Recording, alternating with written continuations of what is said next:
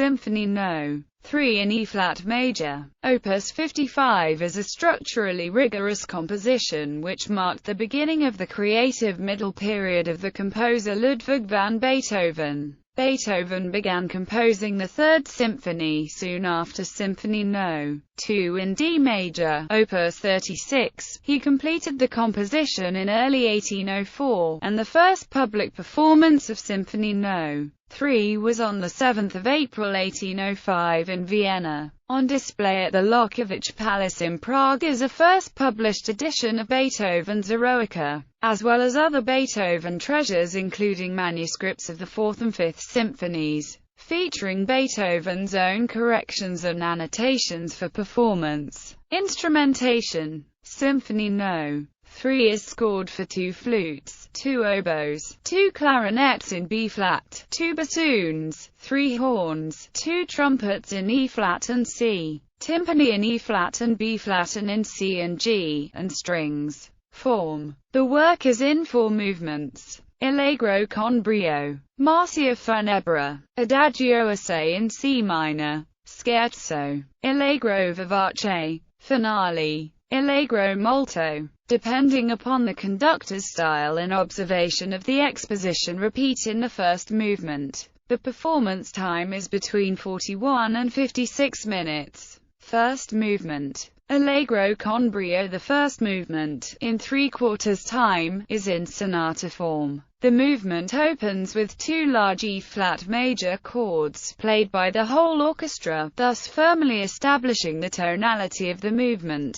The first theme is introduced by the cellos, and, by the 5th bar of the melody, a chromatic note is introduced, thus establishing the harmonic tension of the composition. The melody is finished by the first violins, with a syncopated series of Gs. After the first theme is played by the various instruments, the movement transits to a calmer, second theme that leads to the development section. Like the rest of the movement, the development is characterized by remarkable harmonic and rhythmic tension, from dissonant chords and long passages of syncopated rhythm. Most remarkable, Beethoven introduces a new theme in the development section, thus breaking with the tradition of classical composition, that the development section works only with existing material. Thematically, the development section leads back to the recapitulation. Notably, the horns appear to come in early with the tonic melody, while the strings continue playing the dominant chord, and concludes in a long coda that reintroduces the new theme first presented in the development section. The first movement is between 12 and 18 minutes long. Second movement. Marcia funebra, Adagio assai. The second movement is a funeral march in C minor, with a trio in C major, and comprises multiple fugatus. Musically, the thematic solemnity of the second movement lends it use as a funeral march proper. The movement is between 14 and 18 minutes long.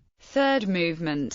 Allegro vivace. The third movement is a lively scherzo in rapid 3/4 time, during which various members of the orchestra play the theme, which ranges in dynamic from pianissimo to fortissimo. It contains numerous heavily and unusually syncopated passages. Its trio features hunting calls from the 3 horns. The entire movement is between 5 and 6 minutes long. Fourth movement. Allegro molto. The fourth movement is a set of variations on a theme, which Beethoven had used in earlier compositions, as the finale of the ballet The Creatures of Prometheus, Op. 43, then as the theme of the Variations and Fugue for piano in E-flat major, Op. 35, also called the Eroica Variations. The theme of the fourth movement, and its bass line, the subtitle Eroica Variations of Opus 35, derives from its thematic overlap with the fourth movement of this symphony. In the symphony proper, the thematic variations is structured like the piano variations of Opus 35. The bass line of the theme first appears and then is subjected to a series of strophic variations that lead to the full appearance of the theme proper. After a fugal treatment of the main theme, the orchestra pauses on the dominant of the home key, and the theme is further developed in a new section marked poco andante. The symphony ends with a presto coda which recalls the opening of the fourth movement and ends in a flurry of sforzandos. The fourth movement is between 10 and 14 minutes long. Overview, dedication and premiere performance. Beethoven originally dedicated the Third Symphony to Napoleon Bonaparte, whom he believed embodied the democratic and anti-monarchical ideals of the French Revolution. In autumn of 1804, Beethoven withdrew his dedication of the Third Symphony to Napoleon, lest it cost the composer's fee paid him by a royal patron. So, Beethoven rededicated his Third Symphony to Prince Joseph Franz Maximilian Lobkowitz. Nonetheless, despite such a bread-and-butter consideration, the politically idealistic Beethoven titled the work Buonaparte. Later, about the composer's response to Napoleon having proclaimed himself Emperor of the French, Beethoven's secretary, Ferdinand Ries, said that, in writing this symphony, Beethoven had been thinking of Buonaparte, but Buonaparte while he was first consul. At that time Beethoven had the highest esteem for him, and compared him to the greatest consuls of ancient Rome. Not only I, but many of Beethoven's closer friends, saw this symphony on his table, beautifully copied in manuscript, with the word Buonaparte inscribed at the very top of the title page and Ludwig van Beethoven at the very bottom. I was the first to tell him the news that Buonaparte had declared himself emperor, whereupon he broke into a rage and exclaimed, "So he is no more than a common mortal. Now, too, he will tread underfoot all the rights of man, indulge only his ambition. Now he will think himself superior to all men, become a tyrant." Beethoven went to the table, seized the top of the title page, tore it in half and threw it on the floor. The page had to be recopied, and it was only now that the symphony received the title Sinfonia Eroica. An extant copy of the score bears two scratched-out, handwritten subtitles. Initially, the Italian phrase Intitolata Bonaparte. Secondly, the German phrase Geschrieben auf Bonaparte, 4 lines below the Italian subtitle. 3 months after retracting his initial Napoleonic dedication of the symphony, Beethoven informed his music publisher that the title of the symphony is really Bonaparte.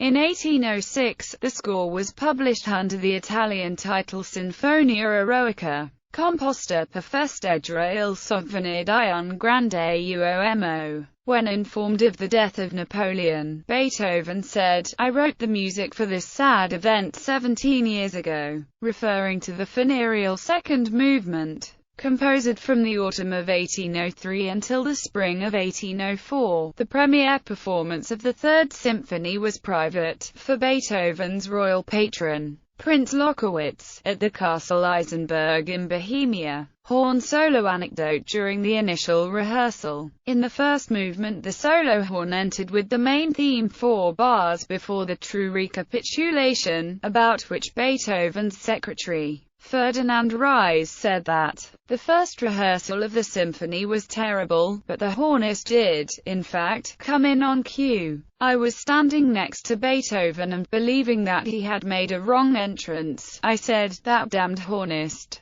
can't he count? It sounds frightfully wrong." I believe I was in danger of getting my ears boxed. Beethoven did not forgive me for a long time. Musical characteristics. The work is a milestone work of classical-style composition. It is twice as long as the symphonies of Joseph Haydn and Wolfgang Amadeus Mozart. The first movement is almost as long as a typical classical symphony. Thematically, it covers more emotional ground than Beethoven's earlier symphonies, and thus marks the beginning of the Romantic period in classical music. The second movement especially displays a great emotional range, from the misery of the funeral march theme, to the relative solace of happier, major key episodes. The finale displays a similar emotional range, and is given a thematic importance then unheard of. In earlier symphonies, the finale was a quick and breezy conclusion. Here, the finale is a lengthy set of variations and fugue on a theme from Beethoven's music for the ballet The Creatures of Prometheus.